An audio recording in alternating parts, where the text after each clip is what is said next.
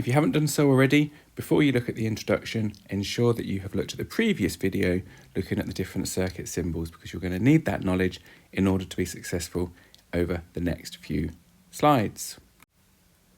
This video is called the introduction because we need to really ensure we understand the basics of electricity, something you have seen at primary school and into year 7, 8, 9, 10, but it's still a topic that is conceptually hard to understand, so it's understandably hard to follow everything. So let's start with the basics.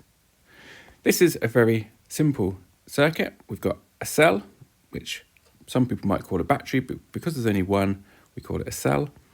And then the current flows from the positive through, in this case, the bulb, and then completes the circuit back to the cell.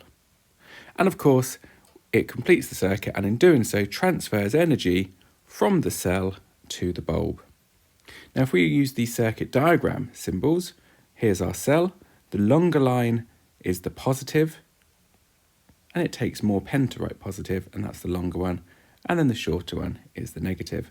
And then, as I've said, current flows from positive to negative, so you can see the arrows. And rather than a bulb drawn like this, we tend to draw it like so. So what we've got is a current. Now, regardless of if the cell is there, we've got electrons all the way round in our wire because it's made of metal.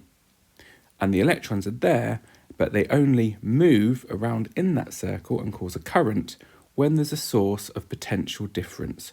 So you might know it as voltage, but we try to use the term potential difference. So it only moves when there is a battery, and that pushes the electrons around. And when the electrons move, that's then called a current. And it transfers the energy, so chemical energy from our cell, into light and heat energy to our bulb.